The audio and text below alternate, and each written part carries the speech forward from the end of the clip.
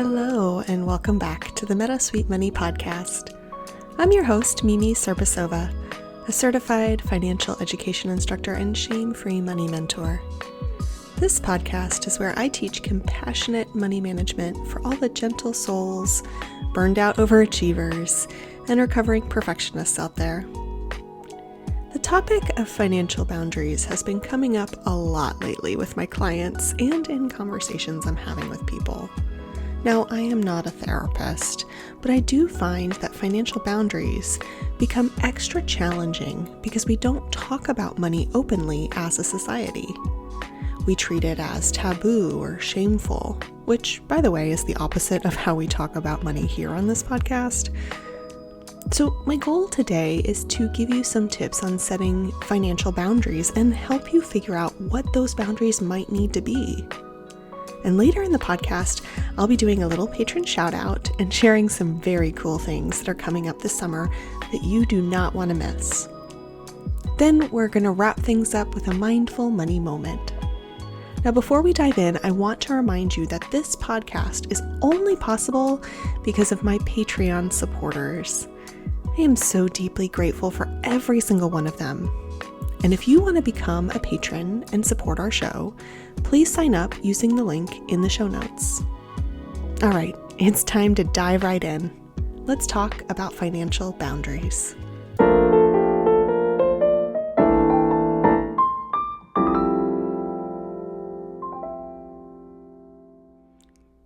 My husband and I came up with a rule a few years ago of no problem solving after 9 p.m.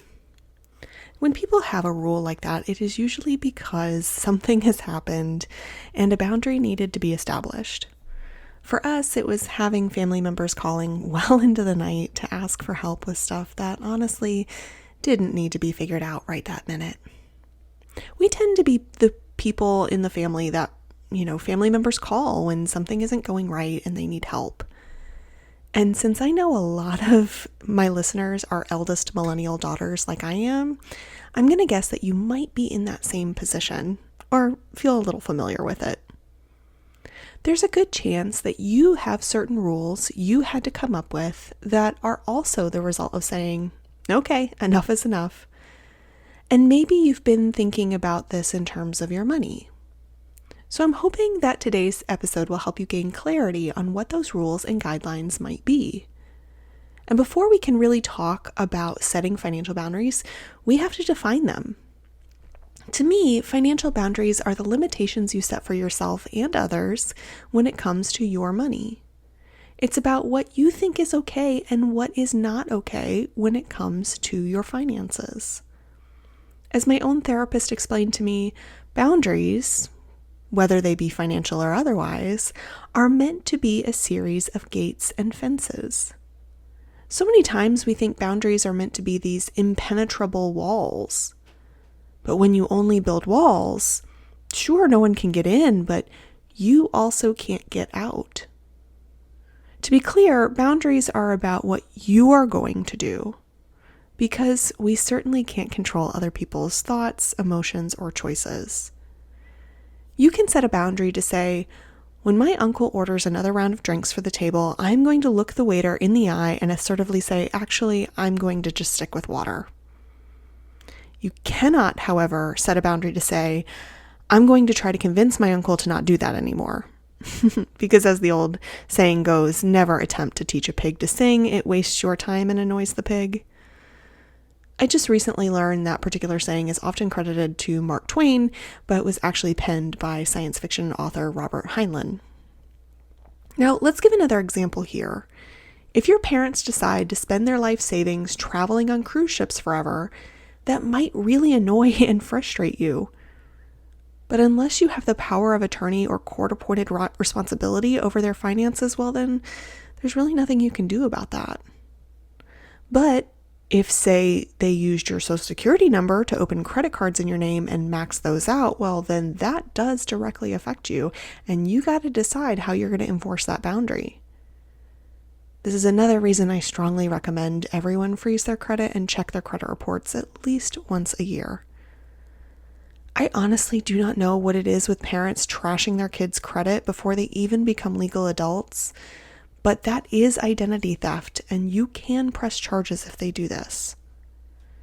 I sincerely hope someday we see some laws protecting minors from this, and I hope that's something that the Consumer Financial Protection Bureau can take up, because it is an issue. I want to put in a little gentle note here. When I was working for a child welfare nonprofit early in my career, we were required to get something called a Victim Services Practitioner designation through the State Office of Attorney General.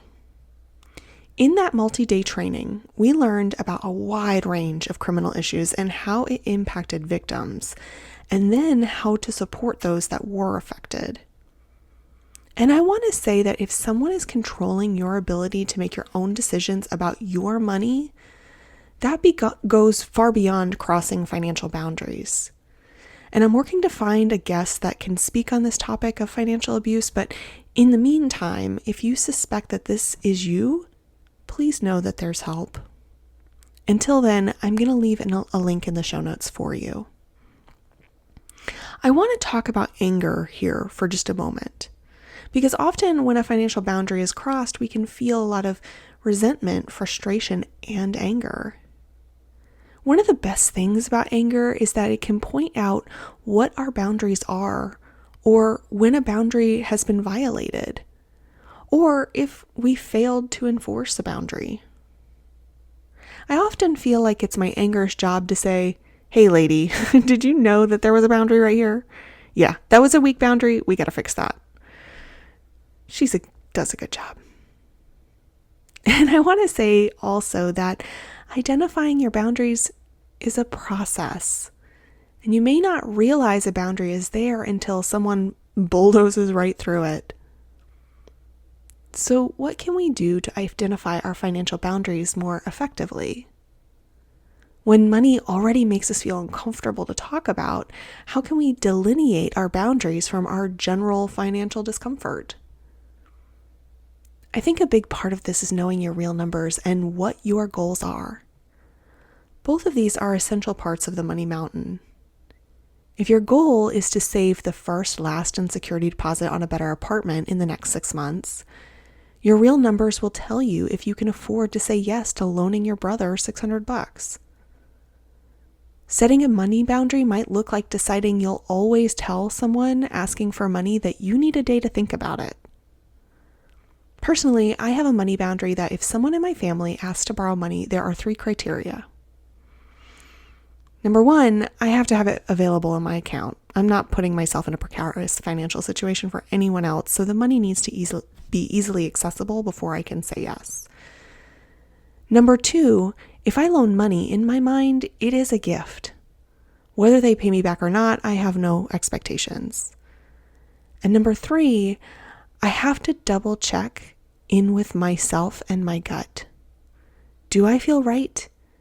Does this feel like something I want to do? Now, for instance, I got a call from a family member that needed an emergency dental procedure. They told me how much it would cost, and I did have that in savings. So even though I met them in the lobby of the dentist's office and put the charge on my credit card, I was able to easily transfer the funds from savings in order to pay it off right away. And I know that this person will pay me back over time, and I don't have any expectations around that, truly. I'm honestly just happy that they're no longer in agonizing pain. Your financial boundaries should make it easy that if you decide to say yes to someone else, it isn't a no to yourself. And if you need more time to make a decision to explore whether you're ready, willing, able, and want to help someone else, then there's nothing wrong with saying that you need some time to think about it. Saying something like, "Can I get back to you on that?" Or, "When do you need a decision?" Or even saying, "It's my personal policy to sleep on any decision that involves money." The last thing I want to emphasize here is that a boundary not communicated is a breeding ground for resentment. If you have an expectation that someone will pay you back if they borrow money from you and you don't outline that expectation before you hand over the cash, well, then you're setting yourself up for disappointment, frustration, and anger. You're not a bad person or a bad friend or a bad sister or whatever. If you say, I'm happy to loan you the $500 you asked for, but I do expect you will pay me back in full by the new year. If you can't do so, I will not be able to loan you money again. I love you very much, but these are my terms. And it's also okay to just say no, because no is a complete sentence. Your boundaries are your own, and you don't have to justify them to anyone. With all that, let's dive into our next segment, in case you missed it.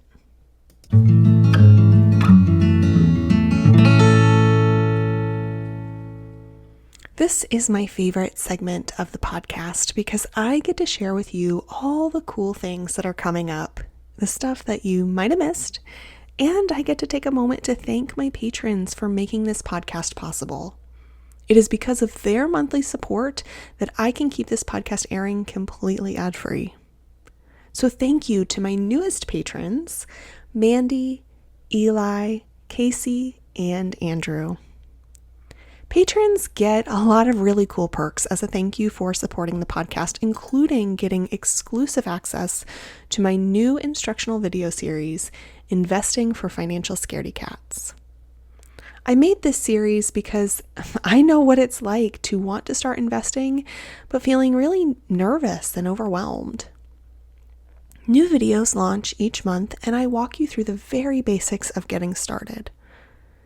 Again, this is only for paid patron supporters at the $5 level and up. So if you want access, you got to sign up. And you can do that over on patreon.com/meadowsweetmoney or follow the link in the show notes. Now I want to answer a special question we got from one of my patrons, Allison. If you're a patron at the $3 level or above, you get access to the special Google form where you can drop your questions and I'm going to answer them on the podcast. Allison asks, I know I want to own a small business in the future. What's your advice for starting without going into personal debt? Or is taking on debt to start a business inevitable? Allison, that's such an awesome question. And the answer is a little dependent on your situation, but generally it is not a requirement to take on debt in order to start a business. I personally did not take on any debt to start any of my businesses. Yes, plural. If you did not know, I also co-own a business with one of my best friends, and we do local history tours and presentations. And then for a hot minute, I was a mobile notary and loan signing agent, which is a story for a different day. But anyway, for this business, Meadowsweet Money, I launched it after putting money into a savings account for several months. Now, depending on when what you're trying to start, you might need to take on debt if you're needing, like, say, specific equipment to produce kind of certain products, or if you absolutely have to be in a physical space, you might need to take on a little debt. But if you're serious about launching a business, something more than just a hobby, it's really important that you get your ducks in a row from the very start. And the best thing is that you don't have to figure it out on your own. There are a ton of free and very low-cost resources right in your own community. The United States Small Business Administration also offers a ton of different services for small businesses in every single community and for businesses at every single stage. And this is through their SCORE program, spelled SCORE. There are also the Office of Women's Business Ownership, and those programs can help you kind of figure out funding, get you the right business training, and launch your business on the right foot. And then SCORE, the program I mentioned earlier, also has mentorship available. The other resource I will note is that you should be looking at your local community foundations, libraries, nonprofits, chambers of commerce, because even though every community is different, there are sometimes programs that are specifically designed for people wanting to start businesses. So, for instance, a good friend of mine runs a 9-week startup circle program for aspiring entrepreneurs. And programs like hers often help with things like market research, creating your business structure and business plan, as well as just helping you understand like cash flow and what you need to do to get capital to get started. So shout out to Christy if you're listening. I encourage you to research programs in your area and don't be afraid to apply to them. Even if you're not 100% sure that you want to do it just yet, see what the application process looks like. Anyway, thank you so much for that question, Allison. I hope I answered your question. And again, patrons, get your questions in for the podcast. The link is in the monthly Pep Talk and Real Numbers posts.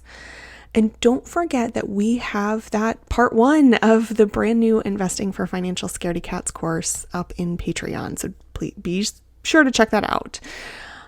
Speaking of which, in August next month, patrons are going to have a chance to join me live for a very special class. I'm sharing my insights on applying the principles of the Osborne-Parnes model of creative problem solving to your personal finances. So patrons, please keep an eye out for announcements on that. All right, last thing I want to say, tomorrow is my very sweet husband's birthday. I promised him that I'd make one of his favorite desserts, creme brulee. And I might pop that recipe into the Discord later or maybe on Patreon.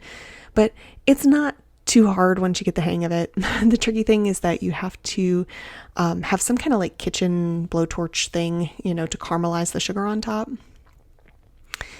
He is the one, by the way, that takes all of my headshots. He helps me with my website every now and then when I have to do something more complicated than just, post and move stuff around. And he's actually the reason I took the leap of faith and started my business. Because even when I doubt myself, he's always been my biggest cheerleader. So happy birthday, Stefan. I love you so much. All right, with all that, let's head into our final segment, the Mindful Money Moment.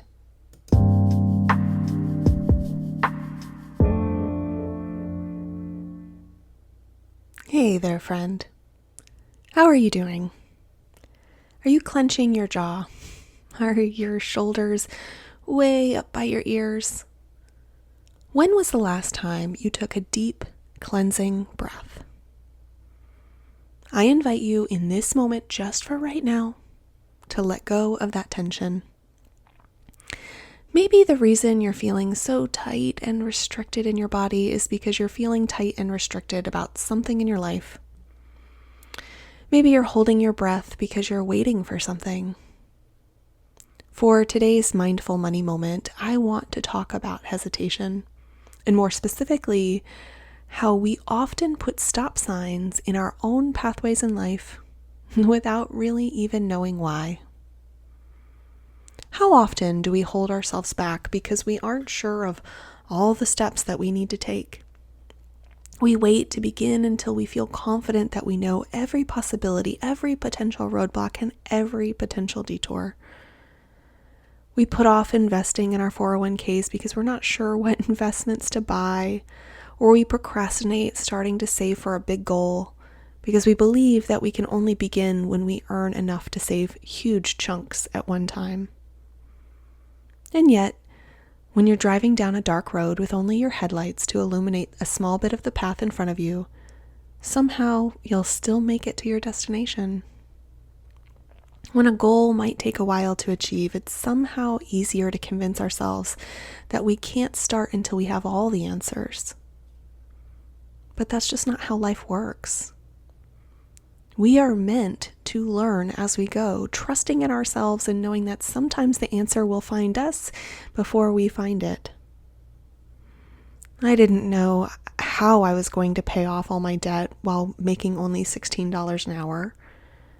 I just knew that I needed to start where I was. I didn't know everything about investing. I only knew that time was a more essential ingredient than the dollar amount I could contribute. We didn't know how exactly we were going to manage going down to only one car as a couple, but we took the chance in order to meet other financial goals, and it has paid off wonderfully so far. Instead of worrying about having all the answers right now, ask yourself, what's the next right step forward? Just as the Newtonian law states that an object in motion will stay in motion, we often need to begin in order to keep going. Motivation is great, but sometimes the motivation comes from the doing. When it comes to many actions within personal finance, getting started is often the hardest part. Whatever it is, I have faith you will get to where you want to go. The key is simply to start. And as I always say, you're doing great, and I am so proud of you.